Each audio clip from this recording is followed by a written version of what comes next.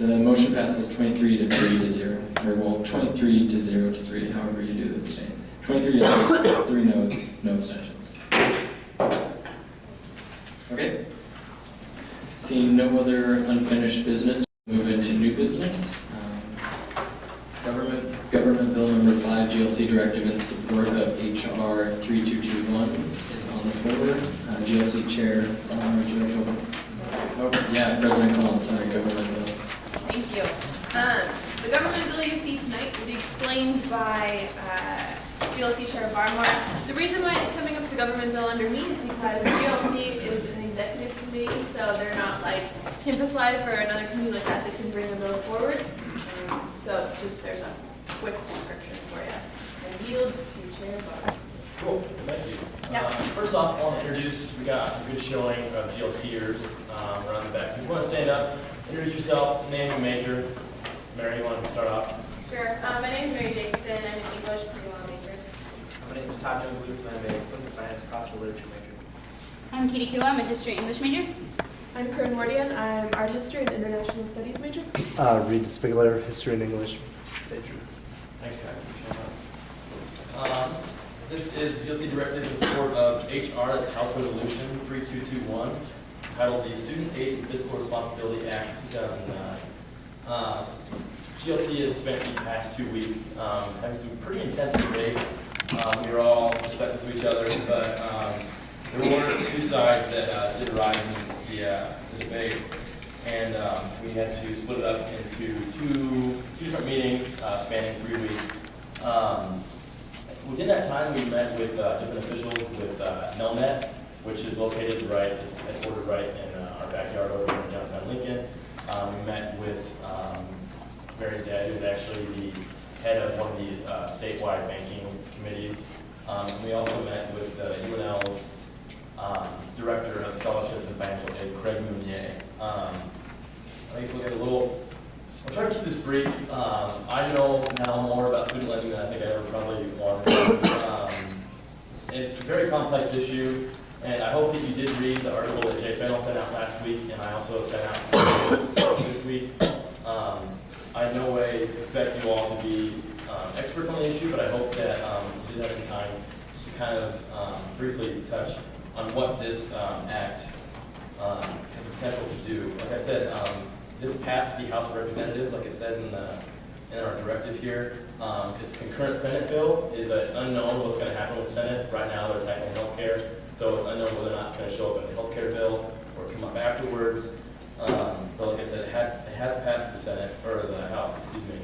And the rest of the directive kind of explains a little bit in more detail of what it can do in our 4 feet result at the bottom.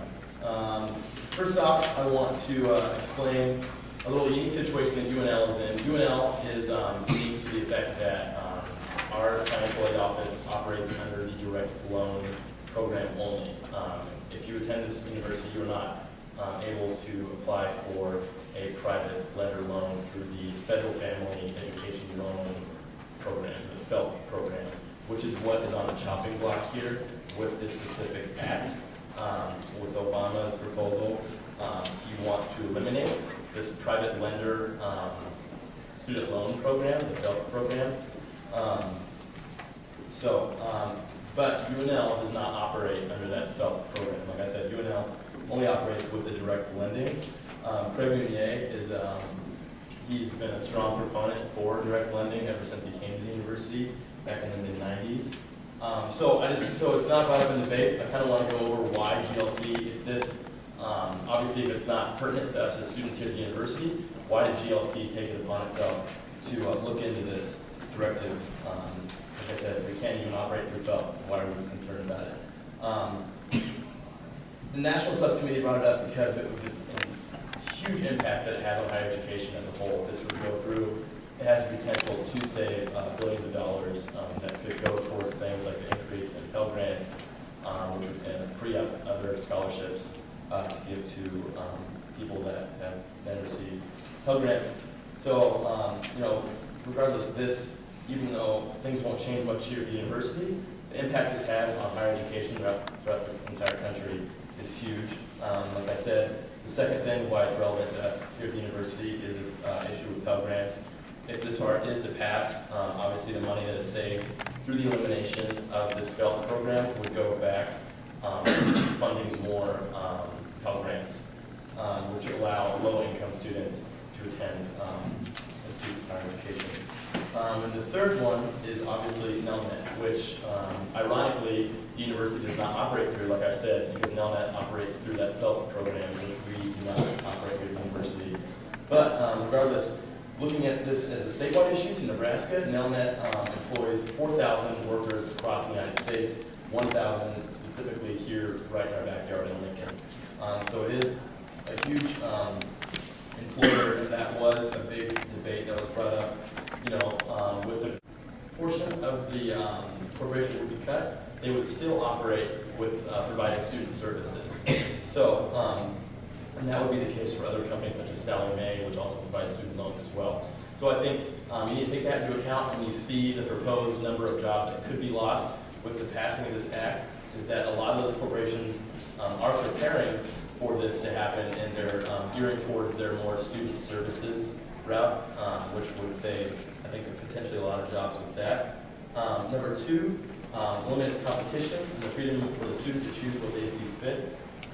This one was a big one, kind of went with the ideology of big and little government, when in all actuality, I guess let me back up. Some hesitation was brought up that this was called the government takeover in the student loan industry, where in all actuality, everything with student loans, when student loans were taken over by the government, or when student loans originated, when government started giving out student loans back in the 60s, it's always been a government operation.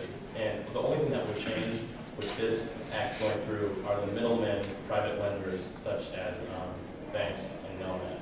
They would be obviously cut, the ones that are making a profit.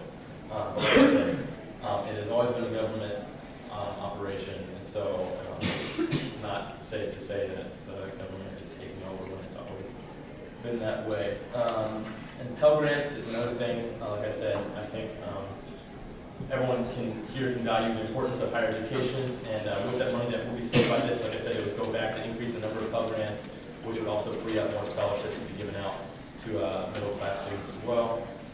Implementation, like I said, the Department of Education would not be solely the ones responsible for this. Companies such as NELNET would help the Department of Education as far as being like their satellite customer service space for these student loans. So now that I have you all nice and confused, I guess I will shut up and open it up to any questions here. Senator Garcia.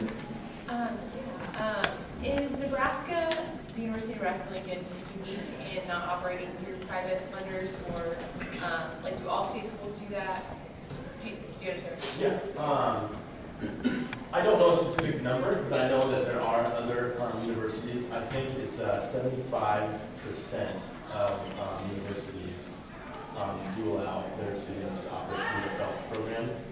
But I know that ever since Craig Monier came on board in the mid-90s, he's been a strong proponent for direct lending, and it's been that way ever since. Actually, since direct lending came into it, it was just in the mid-90s.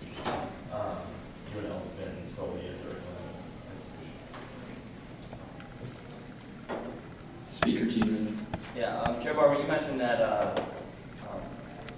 by eliminating some of these private lenders, increasing the direct lending, that Nebraska may not benefit as much, but you did say something about maybe increasing Pell Grants, that then some of the aid that we deliver could go towards more merit-based aid. Is that possible? Did Craig tell you that? So if we increase Pell Grants, some of the aid that we give that's sort of in Pell Grant form would then maybe be shifted, and then when we shifted, we could give out more merit-based aid. Is that possible then? Is that what you're saying? Or? Yeah, like, obviously with more lower income students receiving those Pell Grants, it then frees up the next step up, which would be the lower class, and also I believe some money within the financial aid office as well to go towards merit-based scholarships, like you said. So in the end, I think it not only addresses the low income, but also the merit-based as well. So yeah. Senator Derenge.